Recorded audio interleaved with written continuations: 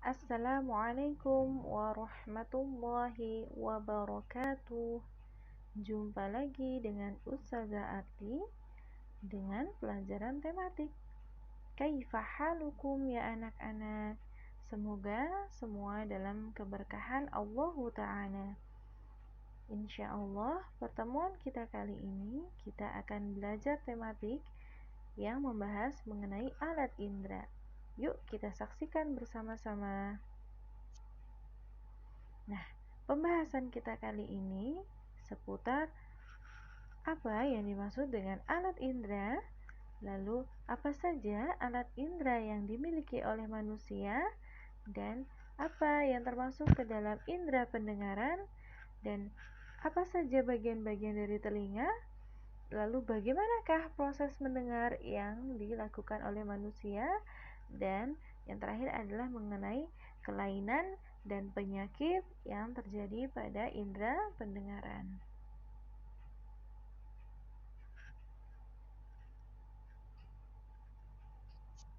Berikutnya, alat indera. Alat indera merupakan alat-alat tubuh yang berfungsi untuk mengenal keadaan luar tubuh kita.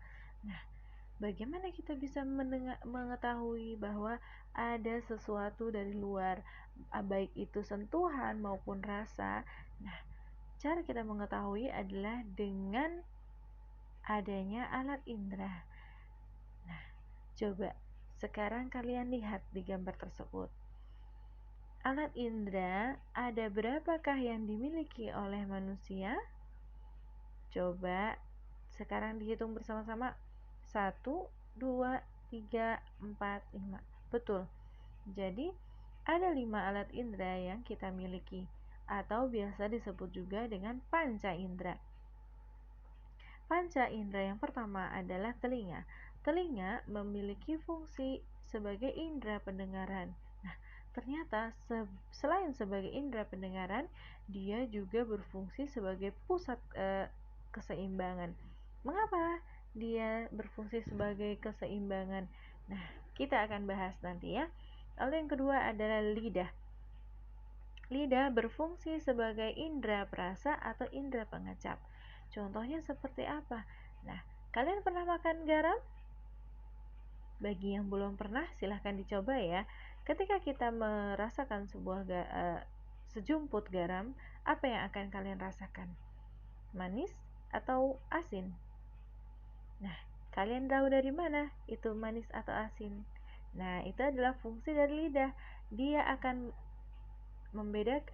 memetakan yang manakah yang termasuk asin dan yang manakah termasuk manis. Dia yang akan merasakan lalu dikirim nanti ke otak, dan otak yang akan menerjemahkan itu rasa manis atau rasa asin.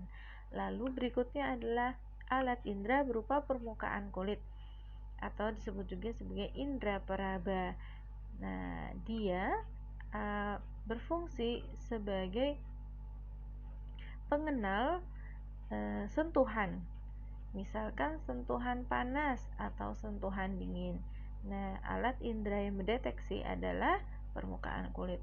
Lalu berikutnya adalah hidung. Hidung merupakan indera pembau atau indera penciuman. Ketika kita mencium suatu bau, maka hidung yang akan menerima bau tersebut atau rangsangan tersebut.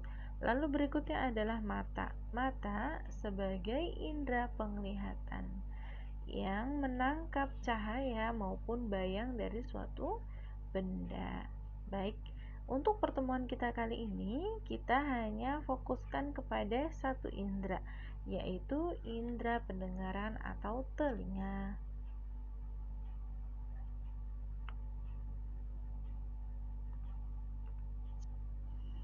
Oke. Alat indera pendengaran atau telinga merupakan indera pendengar. Telinga sebagai indera pendengar peka terhadap bunyi. Semua bunyi bisa kita dengar karena kita mempunyai indera pendengar, yaitu telinga. Pertanyaannya dari Ustazah, mengapa telinga kita dapat mendengar suatu bunyi? Lalu, bagaimanakah proses bunyi tersebut dapat terdengar sampai pada bagian tersebut? Dan Bagaimana cara kita membedakan antara satu bunyi dengan bunyi yang lainnya? Sudah tidak sabar jawabannya? Baik, kita saksikan bagian berikutnya. Sebelum itu, kita harus mengenal dulu bagian-bagian apa saja yang terdapat dalam telinga kita. Telinga dibagi menjadi 3 bagian, yaitu telinga bagian luar, telinga bagian tengah, dan telinga bagian dalam. Kalian bisa lihat di gambar, bagian berwarna hijau muda itu adalah telinga bagian luar, sedangkan berwarna kuning muda itu adalah telinga bagian tengah, dan yang berwarna merah muda itu adalah telinga bagian dalam. Yang pertama adalah telinga bagian luar. Telinga bagian luar terdiri dari organ daun telinga, liang telinga atau saluran telinga, lalu ada rambut, kelenjar minyak, serta membran timpani. Yang pertama adalah daun telinga. Coba kalian pegang atau kalian sentuh daun telinga kalian. Nah, bagaimana bentuknya? Bentuknya pada sisi-sisinya pada daun telinga itu sedikit melengkung ke dalam, betul? Nah, ternyata daun telinga itu berfungsi untuk mengumpulkan dan menyalurkan gelombang bunyi ke dalam telinga. Lalu berikutnya adalah liang telinga atau saluran telinga, yaitu saluran yang menuju membran timpani yang berfungsi membantu mengkonsentrasikan atau mengumpulkan atau memekatkan gelombang suara. Lalu yang ketiga adalah rambut. Nah, kalian bisa pegang di telinga kalian. Kalian akan merasakan bulu-bulu halus pada telinga kalian. Masya Allah ya, ternyata bulu-bulu halus tersebut memiliki fungsi untuk menahan dan menjerat kotoran yang melewati lubang telinga. Lalu yang berikutnya adalah kelenjar minyak.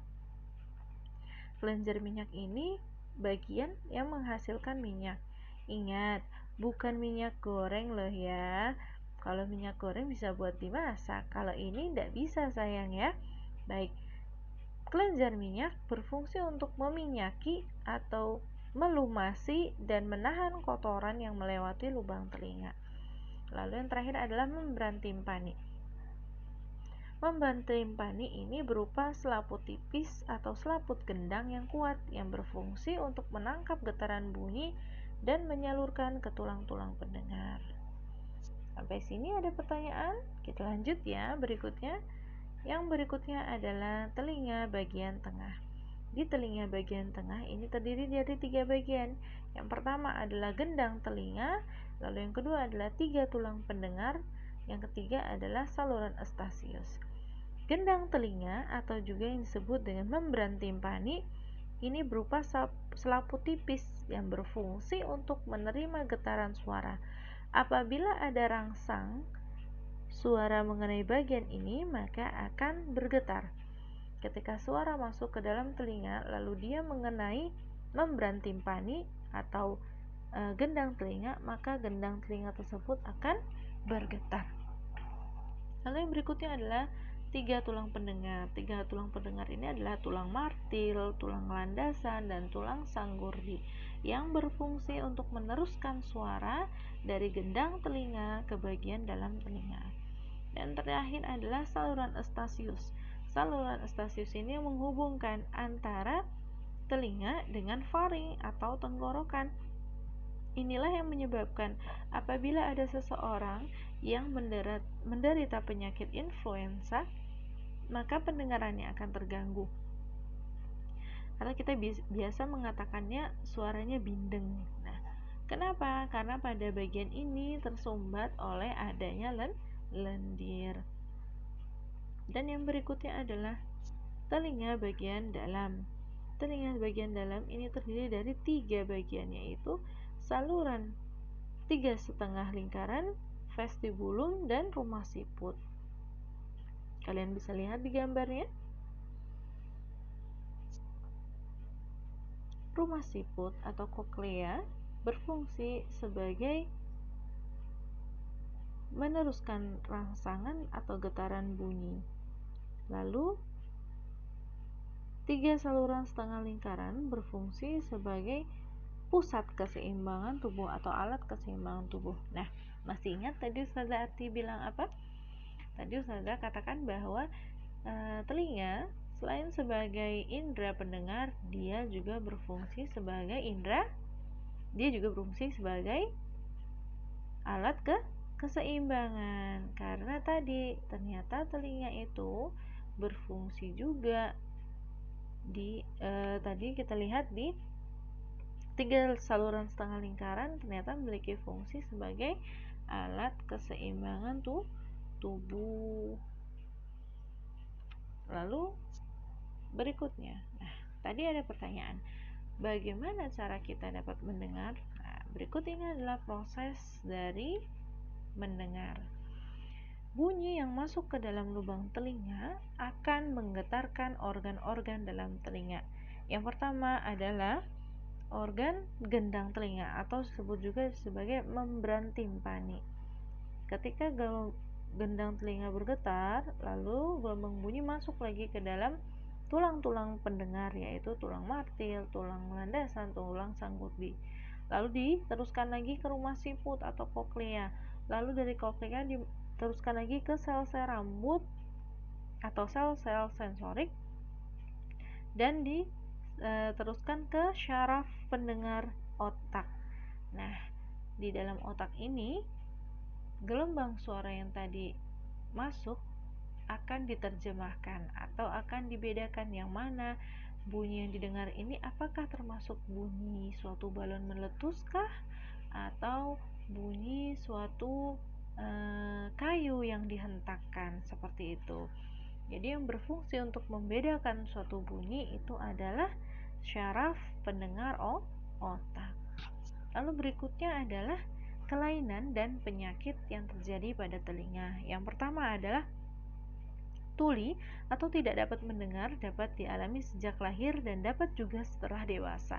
Pada umumnya, tuli tidak dapat disembuhkan, akan tetapi penderita tuli yang tidak parah dapat ditolong dengan menggunakan alat bantu dengar atau biasa disebut juga ABD atau hearing aid.